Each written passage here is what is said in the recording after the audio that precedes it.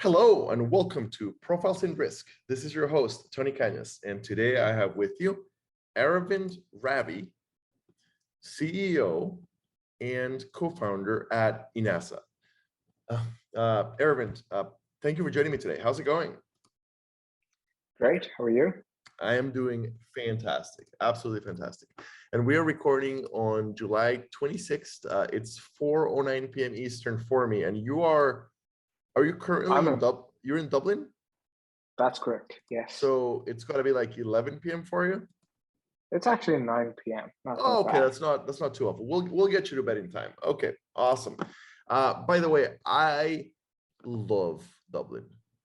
I love Ireland in general, but I really love Dublin. We spent a week in Ireland, had so much fun. The only beer I like in the world is Guinness. And I think the reason that I like Guinness is because the very first Guinness I ever had was at the pub right next door to the brewery. And then we did the brewery tour, and I just like Guinness. It's funny because I like Guinness in Europe, preferably in Ireland, but I don't like it in the States. Like, it just doesn't taste the same. I don't know why. I think so. I mean, it doesn't ever taste anywhere else other than Ireland, I guess. In the rest of Europe, I can stand it, but in the States, it just doesn't taste the same. And not only that, Okay. one time I did a mileage run to Ireland. So basically, I'm a Delta guy, and I was going to lose my platinum status, and I was a few thousand miles short.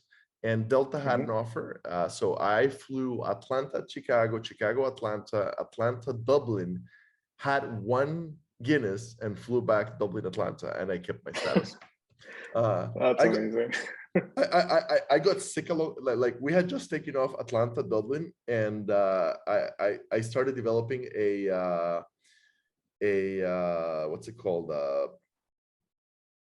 Not a cold. Anyway, my nostrils started hurting, and I spent flights blowing my nose, and it was not a great experience, but I'm still glad I did it, and it was the tastiest Guinness ever. Anyway, so Aravind, we always give the guest the chance of giving the elevator pitch. What is Inaza? We're still getting used to calling ourselves Inaza. We used to be called Insurers just about a week ago. So Inaza is basically a platform as a service. It's a connected data platform for motor insurers.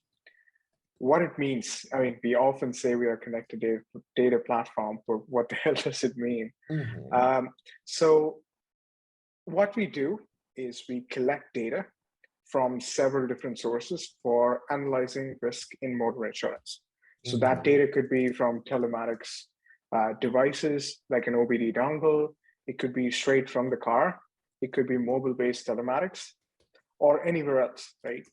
If you have the access to telematics data through any form, we can ingest that. But not just that, we can collect data from external sources, like we call it alternate sources of data, like weather stations, satellite images, and so on and so forth. We have a huge data enrichment repository, and it's constantly growing. What it helps us to do is ingest all the risk data in real time and produce a risk score, which is more holistic than your behavioral risk score that you get off of your telematics provider. And our AI, for example, processes weather data, road condition data, road volumes, all of that in real time, and produces an environmental risk score. It's fully independent of your behavioral risk score. All this helps us to paint a very holistic image of the risk for the insurer in real time, right? So why do we do that? Why does the insurer care about this holistic view of risk in real time? You can build an awful lot of interesting things with this real-time insights about risk. So if you had real-time insights about mileage, you can build a pay-as-you-go insurance product, a UBI product, something like MetroMile, right? If you had the insights about how they drive, you could basically have dynamic underwriting in place, and you can underwrite based on their driving behavior. if you didn't want to do anything about pricing, anything about distribution, you still can build better customer experiences. You can say you can drive better, and for good driving, you can incentivize with like a cashback, other incentives, so on and so forth. So you can build better customer experience. But what we've seen in the past is people want to use this real-time insights in building more ambitious risk products. For example, embedded insurance products, insurance being embedded as a part of your Uber ride, insurance being embedded as part of your car hire. You don't even know you're insured, but you're paying for insurance and you're covered. So the boundaries of what we can do with Inaza has been broken in the last couple of months, and hence we had to rebrand. We initially was just a UBI platform, a usage-based insurance platform. And because we were so modular and we did an awful lot of things differently, we were able to go beyond certain boundaries and produce new innovative products. From Bahrain to UK to Ireland, we were able to create a lot of interesting case studies for ourselves in the last 12 months since we were founded. So that's what Insurely is, probably a longer answer than an elevator this pitch. is fantastic. Absolutely fantastic. Okay. And you've got proofs of POCs, you've got proof of concepts with in Bahrain, the UK and Ireland, or I'm guessing they're proof of concepts. I'm guessing they're not like full-on partnerships where you already deployed the technology fully. So we did deploy our technology completely in Bahrain. So the first ever time that we deployed anywhere was in Bahrain. And we deployed it not under a POC environment, but an actual real-time environment. So the customer was trying to build a sandbox testing product. It was a startup, so it was easy for us. Our priorities were aligned, and we just had the opportunity to go launch even before we could do a pilot. But that isn't how it works with like incumbents, for example. So obviously we went on a really long sales cycle, got our first POCs approved in Ireland. Now we've launched at least 2 POCs in Ireland as we speak. We will be launching an actual deployment in the UK in the next month or so. Okay. We're in the last phases. So what are you able to share about that particular deployment? And by the way, one thing we can do is we can delay the episode until the day when you're allowed to speak about it publicly. So we'll talk about that after we're done recording. But what can you share about that actual deployment coming up in the UK? So the actual deployment in the UK will be with an OEM, with a manufacturer, car manufacturer. They will be launching a shared mobility service, which is new of its kind. It will be for taxi drivers. We are still etching out the last details of this particular deployment, but there will be a usage-based underwriter and one of the largest brokers involved in this particular deal. So what they will be doing is they will be embedding insurance as a part of a shared mobility service. So you would pay for insurance along with your car rental, for example. Imagine how that would look like. You do it now, but you do it as an extra 20 euros or extra $20 on top of your car rental. But imagine you hired a car, it included fuel, it included the miles. You basically paid by the hour of your rental or paid by the kilometers that you drove it. That's how it's going to be. But it's awful more complicated. It's not for the everyday user like you and me. It's for taxi drivers. Okay. So that increases the level of dynamism we have to introduce. Yeah, for real. So in that case, and I know that nothing's set in stone yet, but in that case, will the driver know the pricing before like when they pick up the car that morning, or will the pricing be adjusted based on their driving? So they will know their pricing, but the pricing will be kilometer based. Yeah. Okay. So they'll know that it'll cost you I really want to say 2 cents, but I know that in the UK it's not cents. What is it? Pence? I guess. Yeah. So the driver would know that it's 2 pence per mile, and you're covered to X limit to it. Exactly. Okay, perfect. Okay.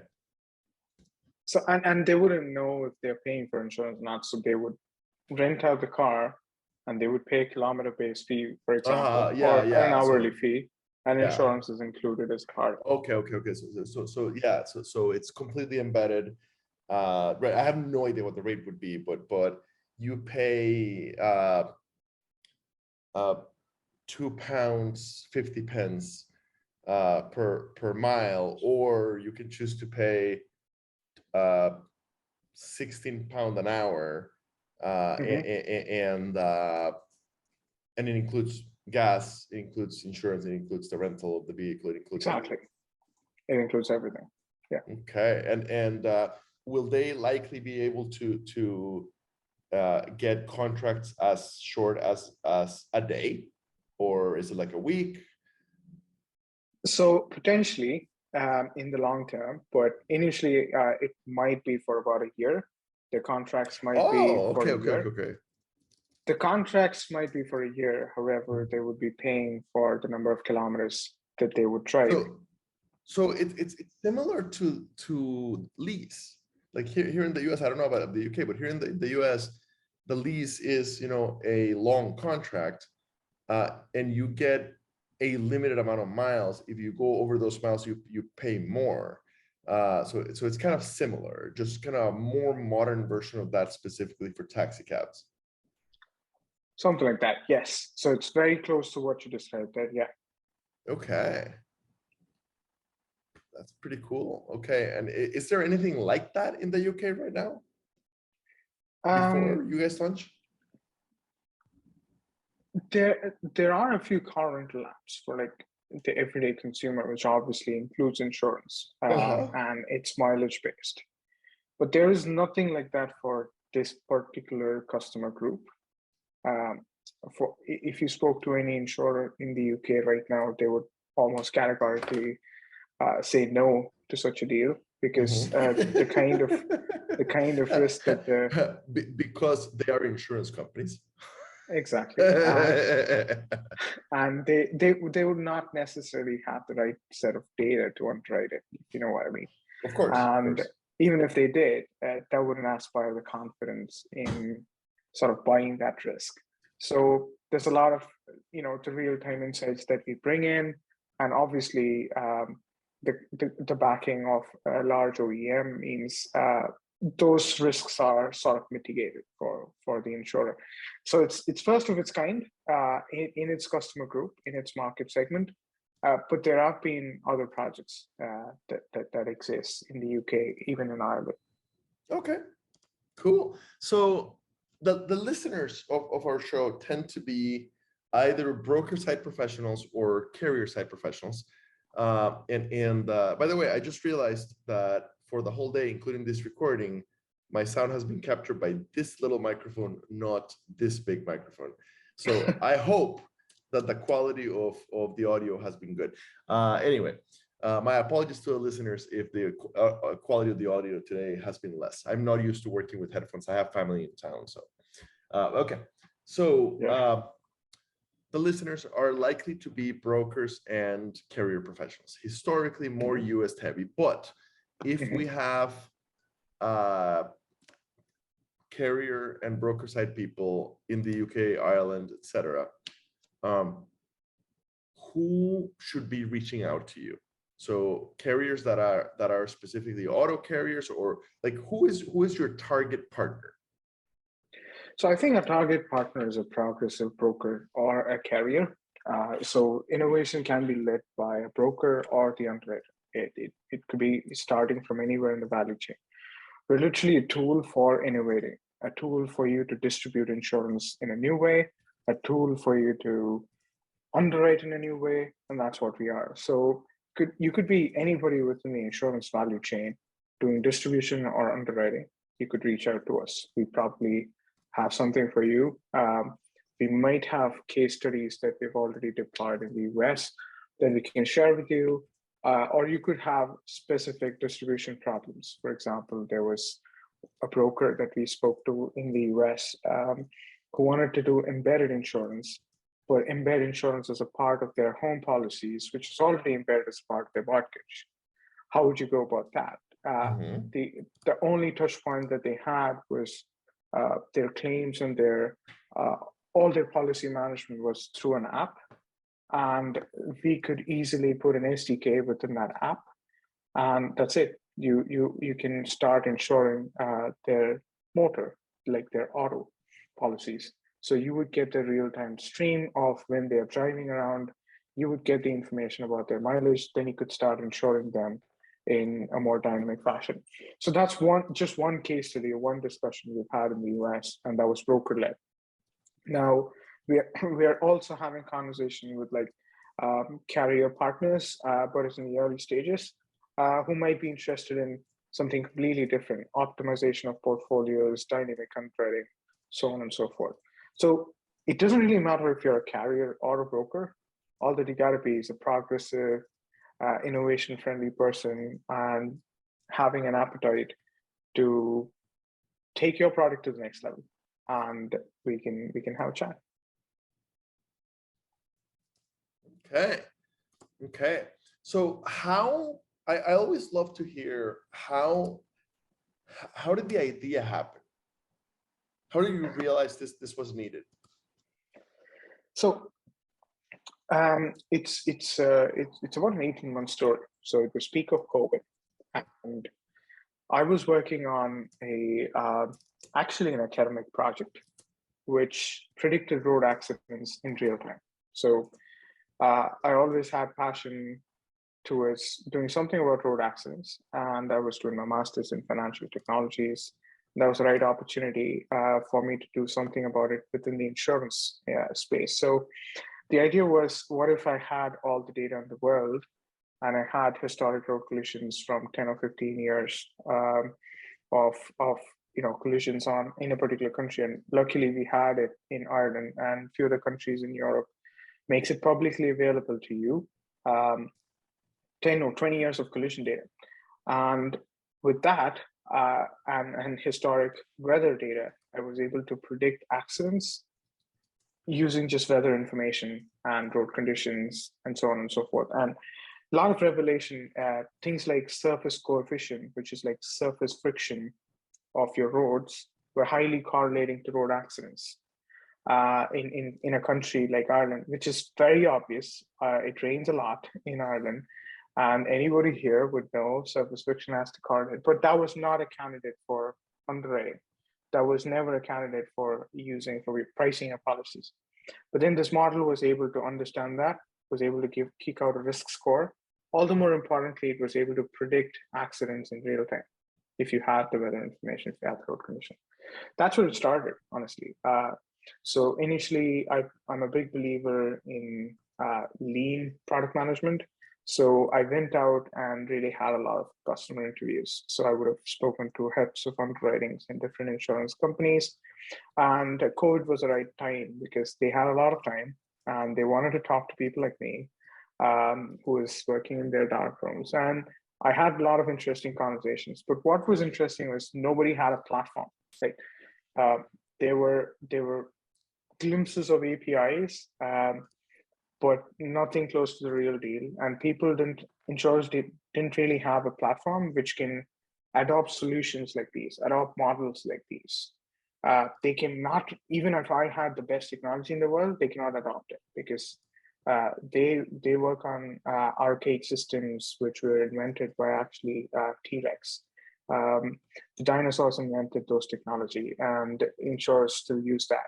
So that was a revelation. So we thought, all right, if we have to use this model in a production environment, we have to build this platform ourselves, because there was no way we can get real-time access to data for these insurers. That's where it started. So one thing led to the other after that. And what we found ourselves was the best use case for this model was usage-based insurance, and dynamic underwriting within usage-based insurance was our niche. But then we built it in such a modular fashion that it was we were able to apply that in so much more than just UBI. And the outcome was our pipeline grew by about 250% with requests from insurers. And we needed a new identity. We needed to tell a different story. We needed to say, we are a platform which can consume data and give any risk insights in real time, and you can do an awful lot with it. That's exactly what we did. Got it. Got it. All right. And I lost your LinkedIn profile, which I had up. So I lost my train of thought. I'll probably cut this part out of the recording as I clearly didn't take my ADD pills today. Okay, I've got you back. Cool. Oh, there it is. Okay, yeah. got you back. Okay, thank you. So let's see. We talked about how you came up with the idea. We talked about the perfect client. I always like to ask about the pricing model, and I realize that you're in the middle of a pivot, but I am curious for carriers that want to partner with you, what can they expect when it comes to the contracts? Is it a 2-year commitment? Is it a per head? Is it a per insured vehicle? Like how do you guys get paid? I think even though we're in the middle of a rebrand, which is basically a change in our messaging, our pricing models have been tried and tested, so it will remain the same. So the way we care a lot about the expense ratio of the insurers. The only way we can be adopted is to produce the best cost of operation for the insurer. So we come with a flat licensing fee, which is monthly. And then there's a variable fee, which is volume-based, based on the number of vehicles that you've insured and have enrolled in the system. Mm-hmm. So a flat licensing fee, which covers the access, which gets you into the system. And then based on the number of vehicles that you're insuring currently, or you insure through our platform, we'll charge a variable fee, as simple as that. Okay, cool. Well, Aravind, it's been a pleasure. This has been very, very interesting. I look forward to see you guys growing. Hopefully, here in a little bit, you are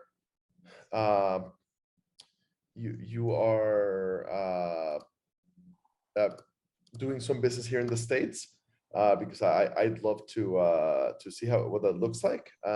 Love to have you guys back in a year or two to see how things have progressed. But thank you so much for your time. It's been a real interesting one. Oh, thanks so much for having me. So yeah, I think it'll be great to do a catch up sometime soon. Awesome. Thank you.